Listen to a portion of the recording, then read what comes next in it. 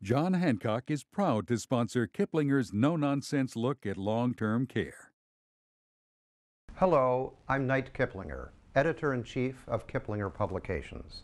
For more than 85 years, our journalists have offered consumers and people in management useful information and guidance for decisions about the difficult challenges they face in life.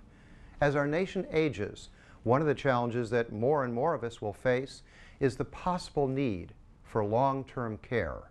The aim of this video is to help you figure out how, if that need arises, you will meet the financial challenges of long-term care. We hope it's useful to you.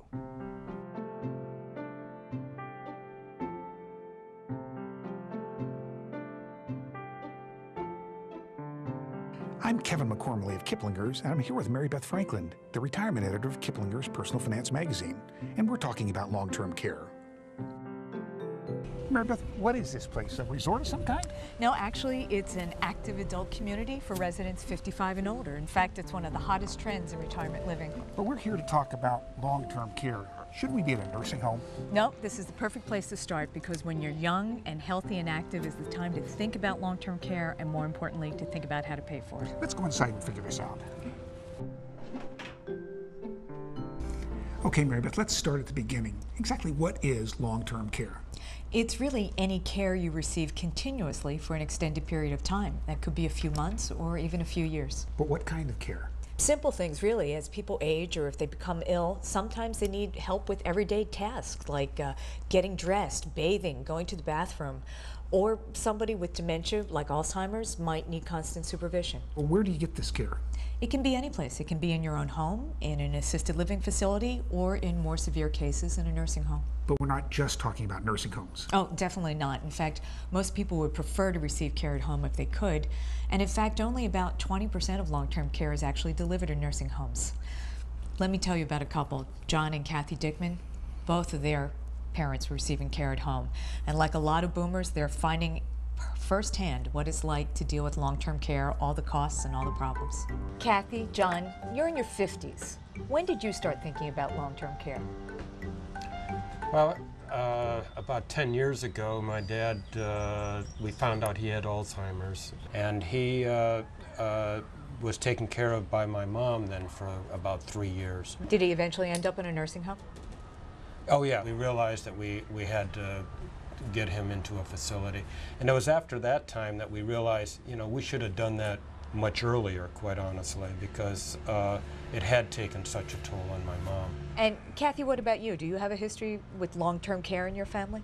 My dad had a spinal cord injury and became paralyzed and is in a wheelchair. He was very active, traveled, gone to the beach, and now he needs a 24-hour care.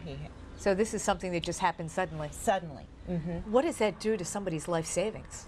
It's just dwindling. He worked so hard all his life. He gave his life to the Navy, and you just see it disappear. I'm sure he wanted to leave something to his kids and his grandchildren, leaving a legacy. That's right. That has been very important to him.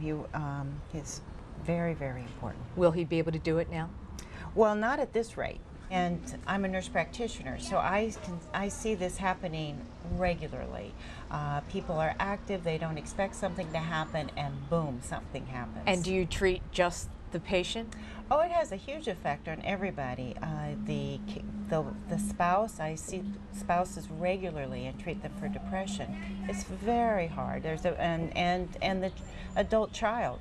I see them struggling with the burdens of their children and their parents and trying to meet everyone's needs. The two of you must be thinking, what happens if that's us, huh? That's right. We don't want to be a burden on our children or each other. Yeah, and I think it started with on each other because we realized what toll it took on my mom, for example, and we see what it's taking on her stepmom. So John and Kathy are living the reality of long-term care, and it's forced them to think about what to do about it for themselves. Well, I understand why they're focused on the issue. I mean, they've got family history, they've got personal experience. She's a nurse, but what are the chances the average person needs to worry about long-term care? Pretty significant, really. About 60% of people 65 or older will require some sort of long-term care at some point in their life. So this is an issue for the elderly. Well, yes and no, because a serious accident, a debilitating illness, it can strike at any age. And long-term care is expensive. Yes, and because it's custodial care and not medical care, it's generally not covered by health insurance or Medicare. So, what do people do when age or illness or accident means they simply can't take care of themselves? We need to look into some of the places that can take care of that. Next, Mary Beth and I continue our discussion at a continuing care facility. Mary Beth, we're here at a continuing care retirement community where you can move from independent living, where you're on your own in an apartment, to assisted living, where you get a little bit of help, to nursing home care. What's a place like this cost? Well, it depends on what part of the country you live and the level of care you receive. But for example, assisted living, where you get help with some personal care items like dressing or bathing, something like that would cost about $3,000 a month on average, but it can vary widely. Can you give me some examples from around the country? Sure. A low-cost area like North Dakota might cost about $1,700 a month for assisted living, but an expensive area like New Jersey, that could cost over $5,000 a month. Well, what about here in the Washington, D.C. area? Washington tends to be a more expensive area, so you'd be paying at least $4,000 a month for assisted living here. And nursing home care costs even more. Much more, because nursing home care involves a lot more care, often 24-hour-a-day monitoring. So on average, nursing home care would cost about $75,000 a year. And I suppose that varies depending on where you live around the country, too. Right, a wide range of prices. For example, Shreveport, Louisiana may be about $40,000 a year, and then a high-cost area like San Francisco, nursing home care can cost over $113,000 a year. Well, Mary Beth, is most long-term care provided in either assisted living facilities or nursing homes? Well, that's what most people think, but frankly, nobody really knows because so many families care for their loved ones at home. But one statistic suggests that about 20% of long-term care is delivered in nursing homes. Home care is so prevalent, I think we need to look into that. Good idea. So you're telling me that people who need long-term care can be taken care of at home? Yes, in fact, that's where most people would prefer to receive care if they could. So they have somebody come into the house? Well, that's one option. Another possibility is you might receive care in the community, like at an adult daycare facility. And I suppose that long-term care at home is cheaper than in a nursing home, right?